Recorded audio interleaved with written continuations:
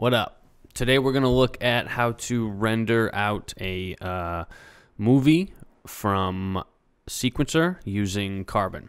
So the first thing we're going to do is we're going to create our own camera movement. So for that, we will need a camera. I'm just going to stop this really quick. And you can see that I have a camera right here, but you can just import your own. What we'll do is we'll right click and we'll grab a new animation, new level sequence. We'll go ahead and open that up. We want to track our, you know what?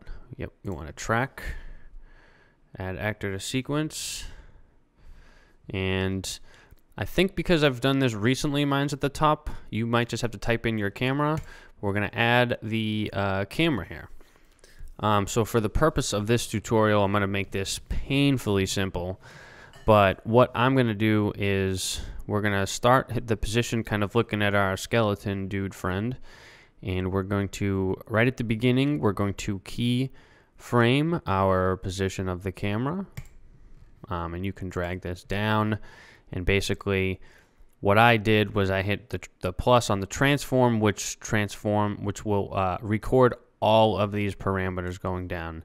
You can record them individually if you like to, but for my purpose and sake of sanity and keeping things simple, I do it that way. Now let's drag it to, let's say, the middle of our sequence. And what I'll do is I'm just going to grab our camera here. We can do it by location. And we're going to change the X. No, we're not. Control Z. We're going to change the Y. Yep, let's just do a zoom out all the way until we can see our front of house dude here. We'll go ahead and go back to transform, add our keyframes, and then we'll scrub to the end of our animation, and we will maybe go a little bit closer in and maybe just a tad bit lower so that we can see our console. That might be desirable. So again, I'm going to go back to transform and we're going to keyframe everything. So if we scrub back to the beginning here, we could also use this button to front, and then we hit play.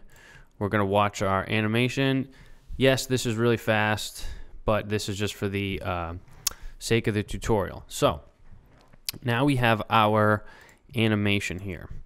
The next thing we're going to do to get our movie ready to show our clients is we're going to make a little cue stack, which I've already done in MA. So we'll just go into play mode here, and we're going to take a quick look at our cue stack.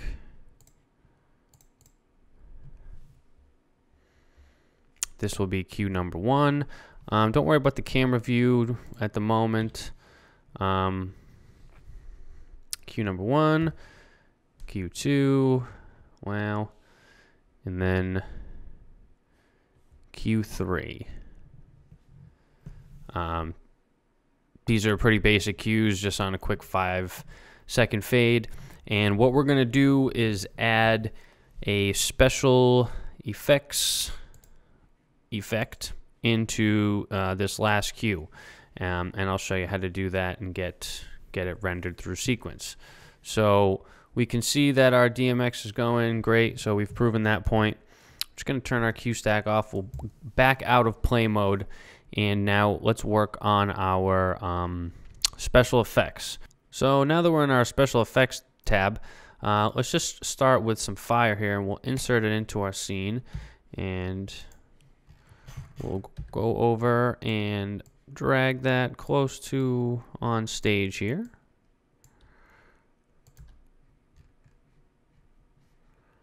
Oops. Fire. Nope.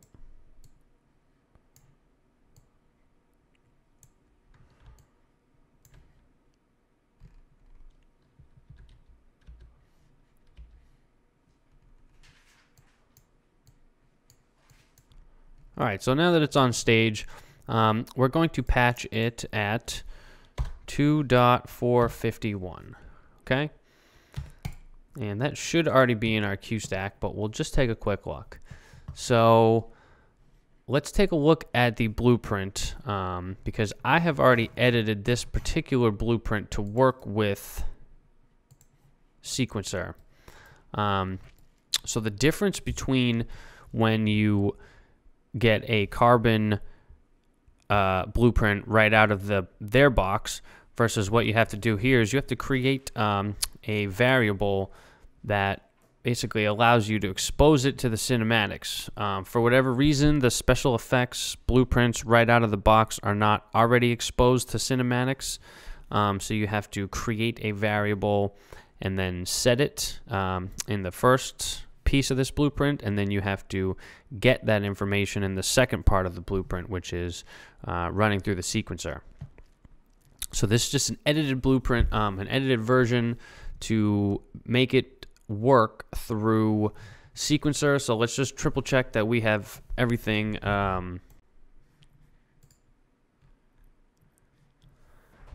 all right, so to start the recording process, what we're going to do is we're going to right click our camera animation and open it in Take Recorder. The next thing we'll do is we'll go to our Carbon toolbox and open up our DMX recorder. It should come up like this. Should come up with everything all off. And what we want to do is hit all on because we want all of our Carbon fixtures and all of our blueprints recorded into the sequencer. Once we check everything and we hit ARM for recording, we can minimize this window. The next thing, and what that does is it dumps all of our fixtures into Take Recorder. The last thing I'll say is that we should drag in our camera if that's what's being tracked into Sequencer. We'll drag that into Take Recorder as well. So now that our fixtures and camera is in Take Recorder, we have our animation up. We can go into play mode and double check that our DMX is DMXing.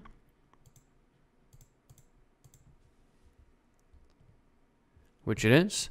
And now we should be able to go ahead and record our scene here. So let's go ahead and hit record.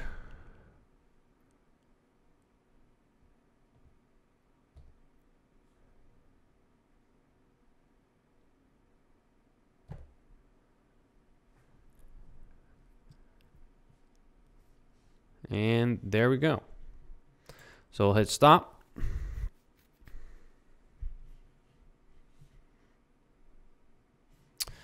We will go back to our window here. ARM for playback. We're going to review our last recording back in Take Recorder. And we're going to render our sequence. So back in Sequencer, we'll go to this icon. We can select all of our options here. And it's going to ask us to stop gameplay, to capture the movie, and we'll go ahead and start rendering.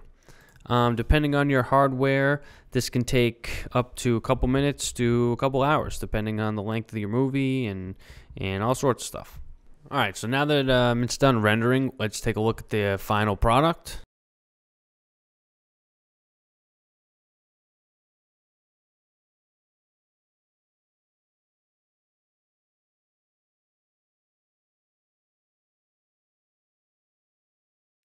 And yeah, that's going to be about it.